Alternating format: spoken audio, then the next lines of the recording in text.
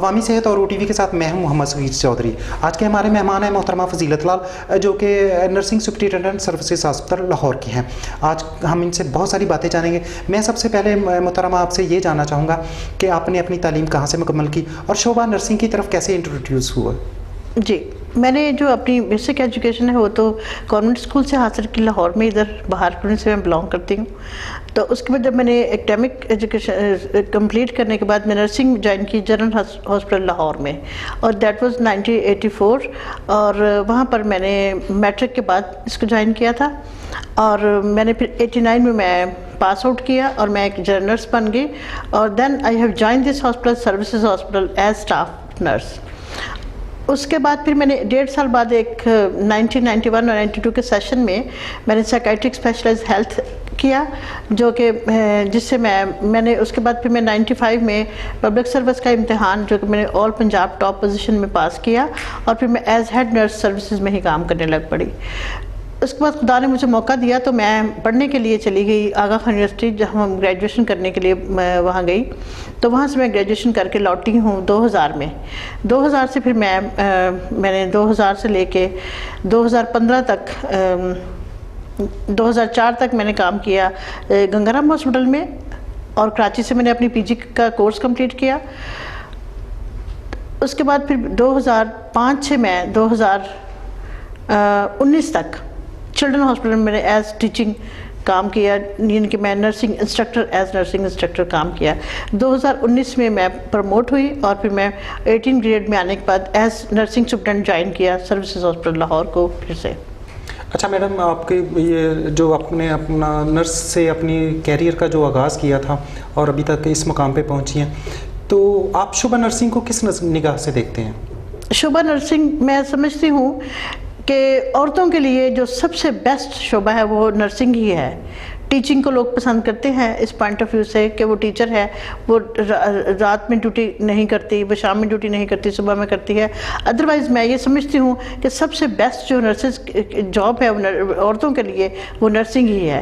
اس میں آپ کو ایک اچھا سیلری پیکج پاکستان میں رہتے ہوئے مل جاتا ہے، آپ کو اچھی سہولتیں ملتی ہیں، لیکن یہ سب کچھ اگر آپ آگے پڑھیں گے تو پھر ہی آپ کو ملے گا.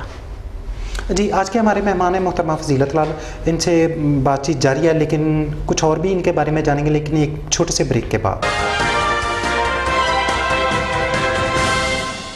ویلکم بیک ناظرین، میں ہوں محمد صغیر چودھری. آپ دیکھ رہے ہیں عوامی صحت اور OTV. ہمارے آج کے مہمان ہیں محترمہ فضیلت لال صاحبہ. محترمہ، میں آپ سے یہ جاننا چاہوں گا کہ آپ چونکہ ایک مخصوص فرقہ سے تعلق رکھتے ہیں، یا آپ کو کبھی کسی گروہ کی جانب سے یا کسی اور افراد کی جانب سے مذہبی، لسانی اور مسلک کی بنیاد پر آپ کو کبھی ریمارکس یا ٹون یا ڈس آرٹ کرنے کی کوشش کی گئی ہو؟ جی، ہمیشہ یہ تو ممکن ہے، انسان ہے، ہم جب انسان رہتے ہیں تو چیزیں ہو جاتی ہیں.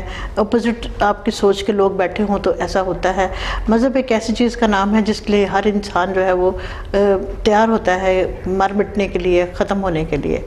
تو نرسنگ میں بھی ایسا ہی ہے. لوگ مسلم بھی ہیں، کرسچن بھی ہیں، اور ادر فیتھس کے ساتھ بھی ہیں. تو جب ہم بات کرتے ہیں مسلم اور کرسچن کی، تو اگر میں اپنی بات کرتی ہوں تو مجھے ونس ان اے لائف جب میں جوائن کیا سروسز، تو اس وقت کو ایسا ایک واقعہ ہوا تھا کہ میڈم، لیکن اٹ واز فیک، اور وہ پروو ہو گیا تھا کہ غلط ہے. اچھا میڈم، آپ نسلی امتیاز کو کیسا دیکھتے ہیں؟ کس نگاہ سے آپ اس چیز کو دیکھتے ہیں؟ نرس کے لیے میں یہ سمجھتی ہوں کہ نرس کا کوئی مذہب نہیں ہوتا، اس میں کوئی امتیاز نہیں ہونا چاہیے، کوئی مذہب کا تعلق اس میں نہیں ہے. آپ کو مریض اٹینڈ کرنا ہے، آپ نے ایمرجنسی میں کبھی یہ نہیں کسی سے پوچھا کہ جو مرتا ہوا مریض ہے تم مسلمان ہو یا تم کرسچن ہو. وہاں پر صرف ایک نرس اس کو بچانے کے لیے کوشش کرتی ہے، اس کی کوشش ہے. اور آپ دیکھیں، کوئی رنگ اور نسل کا فرق ہو سکتا ہے، خون کا رنگ ایک ہی ہوگا، سرخ، چاہے وہ مسلم ہوگا چاہے وہ کرسچن ہوگا. تو میں یہ سمجھتی ہوں کہ نرس کا کوئی مذہب نہیں ہے، اس کو دونوں چیزوں کو ہی دیکھنا ہے. اس کے لیے کوئی وہ نہیں ہے فرق کہ یہ مسلم ہے یا کرسچن ہے. جی، محترمہ فضیلت لال نے بہت خوبصورت بات کہی ہے کہ انسانیت اور انسانیت کی خدمت کا کوئی مذہب نہیں ہوتا. محترمہ، میں آپ سے اور بھی بہت کچھ جاننا چاہتا ہوں. آپ پاکستان میں جو اقلیتیں ہیں، آپ کیا سمجھتی ہیں پاکستان میں اقلیتیں محفوظ ہیں؟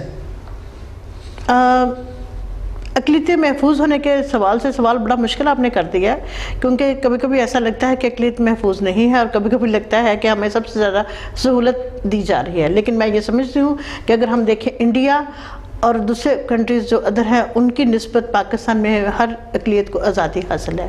یہاں پر کرسچن بھی اپنا سب کچھ منا رہے ہیں، ہندو بھی منا رہے ہیں، سکھ بھی منا رہے ہیں، اور اس کی زندہ مثالیں اس وقت ہے. کرتارپور میں اس کو کھول دیا گیا سکھوں کے لیے. کرسچن ہر جگہ پہ عبادت کے لیے جا سکتے ہیں، ہر جگہ ان کی عبادت ہو رہی ہے، کوئی کسی قسم کی پابندی نہیں ہے. جی بہت اچھی بات ہے کہ پاکستان میں اقلیتوں کو مکمل مذہبی اور لسانی آزادی حاصل ہے اور ان کو آزادی بھی ہے. اور اس کی زندہ مثال یہ ہے پاکستان ٹریفک پولیس میں ایک سکھ برادری سے ہمارے دوست ہیں. کرسچن فیملیز تو بہت زیادہ ہیں، اور یہ وہی لوگ ہیں جنہوں نے قیام پاکستان میں بھی مسلمانوں کا اور قائد اعظم پاکستان مسلم لیگ کا ساتھ دیا تھا، اور یہ انتہائی خوش آمد بات ہے. محترمہ آپ ہمارے ساتھ آج ہمارے شعبے موجود ہیں. میں یہ جاننا چاہتا ہوں کہ پاکستان میں شعبہ نرسنگ کو کس طریقے سے بہتر مزید جدید سہولتوں کو کیسے آراستہ کیا جا سکتا ہے؟ جی اس کے لیے ایسا ہے کہ آپ نرسز کو، جو آپ کے پاس نرسز موجود ہیں، وہ اچھی اسکلفل، اچھی نالج کے ساتھ ہوں گے تو اچھا کام ہوگا. اور اگر ہم اسکل اور نالج کو بڑھانا چاہتے ہیں تو ہمیں چاہیے کہ ہم اپنی نرسز کو ادر کنٹریز میں ٹرین کرنے کے لیے بھیجیں، ادر کنٹریز میں ان کو ایجوکیشن دلوائیں، تاکہ جو سہولتیں وہاں کی نرسز اپنے پیشنٹس کو دے رہی ہیں یہاں پر بھی ان کو امپلیمنٹ کیا جا سکے. یہاں پاکستان میں کالجز کو بڑھایا جائے، یہاں پاکستان میں نرسنگ کو آگے بڑھایا جائے، نرسنگ کو پروموٹ کیا جائے. اور لوگ جو ہیں جب پڑھ لکھ کے نرسنگ کی طرف آئیں گے تو لوگ ان کی عزت بھی آٹومیٹک کریں گے. اس وقت پاکستان میں بڑا اچھا پروفیشن ایک جو نرسنگ ہے، لیڈنگ پروفیشن چل رہا ہے. محترمہ میں آپ سے یہ جاننا چاہوں گا کہ آپ آئے دن ہم اخبارات میں، ٹی وی چینلز پہ سنتے رہتے ہیں اور دیکھتے بھی ہیں کہ نرسز میں کچھ دھڑے ہیں. آپ کیا سمجھتے ہیں اس سے شعبہ نرسنگ کو کیا نقصان پہنچ سکتا ہے؟ جی اس میں جیسے آپ دیکھیں کہ ہمارے پاس ایک پاکستان نرسنگ فیڈریشن کا شعبہ ہوتا تھا، ایک دھڑا تھا، اور اس کے بعد پھر YNA آ گئی پاکستان میں، جس نے ینگ نرسنگ ایسوسیشن. میں یہ سمجھتی ہوں کہ ینگ لوگوں کو آگے بڑھ کے کام کرنے کی ضرورت ہے. یہ ایک بہت اچھی ایک اپروچ تھی کہ لوگ ینگ نرسنگ کے تھرو کام کر رہے تھے. بٹ جب ہم ایکسپیرینس اور ایجوکیشن کو ساتھ لے کے چلتے ہیں تو پھر ہی چیزیں بہتر ہوتی ہیں. ہم اکیلے کچھ نہیں کر سکتے. ینگ نرسز کو اور PNF کو، پاکستان نرسنگ فیڈریشن کو اکٹھے چلنے کی ضرورت ہے نرسنگ کی انہینسمنٹ کے لیے. اگر ہم بات کرتے ہیں کہ جو ذاتی دھڑے ہیں ان کا یہ ہے کہ ان کے ذاتی مفادات ہیں، اس کو نرسنگ کے لیے استعمال کیا جائے، نرسنگ کو پروموٹ کرنے کے لیے ذاتیات کے لیے استعمال نہ کیا جائے. جی بالکل، بہت خوبصورت میڈم آپ نے بات کی ہے کہ نرسنگ کو ایک خدمت کا شعبہ ہی رہنا دیا جائے، اس میں سیاست بازی نہ کی جائے. جی محترمہ آپ نے ہمیں وقت دیا، میں آپ کا بہت زیادہ شکر گزار ہوں. اس کے ساتھ ہی مجھے اقبال کا ایک وہ شعر یاد آ رہا ہے، محبت مجھے ان جوانوں سے ہے جو ستاروں پہ ڈالتے ہیں کمان.